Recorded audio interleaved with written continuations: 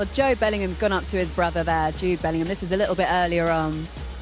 And giving him a huge cuddle, a little kiss there as well. What a moment between those two brothers, but also Denise, his mum. Jude puts his Champions League winning medal around her neck. And what a lovely embrace. And there's his dad as well, just behind him too, that's Mark. But then he's always got time for Jose Mourinho.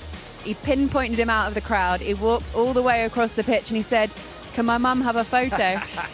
Here he comes. Everyone's starstruck by Jude, but everyone else on that family is starstruck by Jose Mourinho.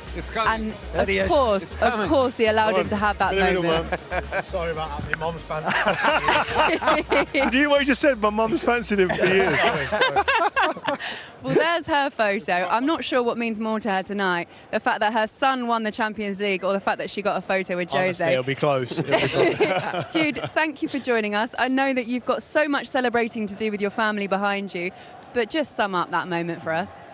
Special feeling, you know. I think those guys in there have 5 and 6. I think they always said to me, enjoy your first, because it's a feeling like no other when you finally kind of reach the mountain. They always say about how it's important to maintain that level now, but never forget your first and enjoy it. And so they've been great with me all week. And, you know, it was a difficult game. I think they were probably better for the majority, but it comes down to moments. And I think if you don't kill us, then it's going to come back to haunt you, you know. How important were those experienced players? I remember when I went to the change room at United, and when I had moments of doubt, I always looked to the Roy Keanes, etc. You've got the Tony Kroos and the Luka Modric. How important are these guys for you, getting you to this point? It was a big part of my feeling before the game, to be fair. I think the times when I was alone and I was in my room and I was thinking about the game, I was in a bit of a place where I was like, oh, how do I feel about this? I'm not as confident. Blah, blah.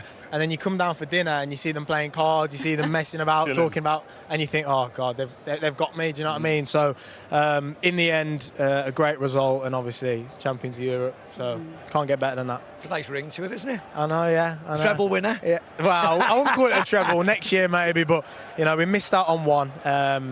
And you count the Super Copa. No, you got to count it. You got to count it. It's not a proper treble, but no, we still. It's 3 trophies, and first season, the players here, they make it easy. The staff. It's a hard club to play for when you get here, and people don't often realise the magnitude of the club until you get there. You guys will know, and to be here and to kind of settle the pressure a little bit with how I've done the first year is really nice. When I saw you score the first goal at the Bernabeu, and go like that, I knew that you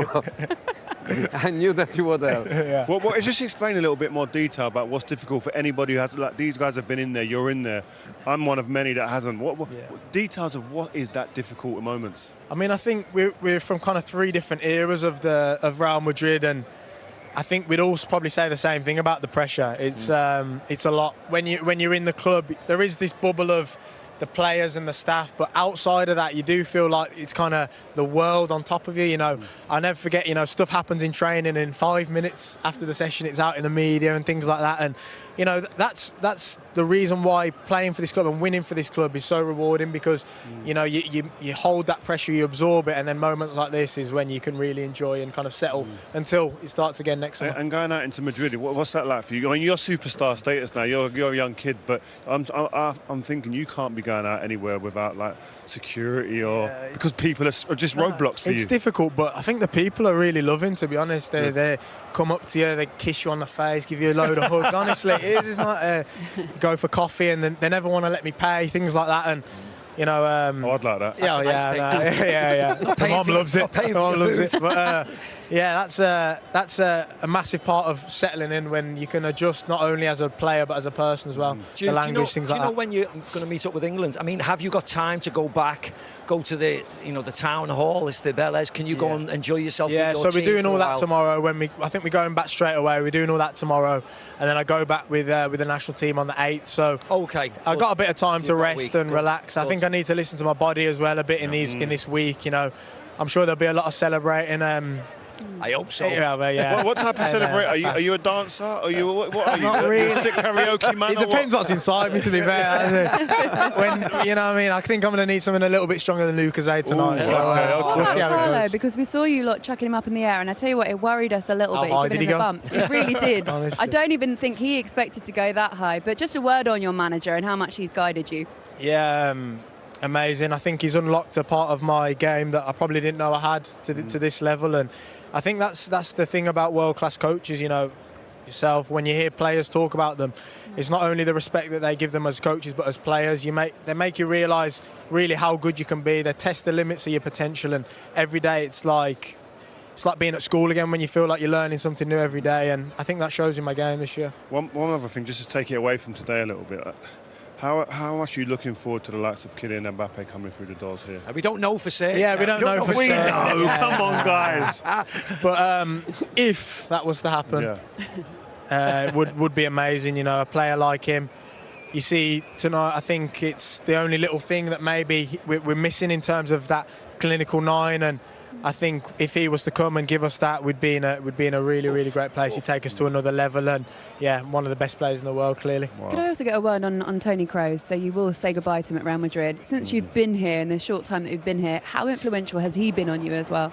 He's an unbelievable person, player, professional. You know, he's one of those players who kind of just does his work under the radar in every sense of the word, on the pitch, off the pitch. He's the first in most of the days, getting his treatment and doing his gym, and he's a model professional, and for me to have a year of learning off him is a real pleasure. If next season you play against Fenerbahce, I thought that was an if as well, wasn't it? come on. Well, it wasn't it. Take it easy. I did get word that you disappeared around a little moment in the first half, and then there was a suspicious message that went out on Fenerbahce's social media saying that you said there's going to be an announcement tomorrow, didn't you? Sign the contract over there. We all wondered where you went, but there we go. So you might just be seeing Jose in Europe as well. Well done. Thank you. Excellent. Lovely to speak to you as always.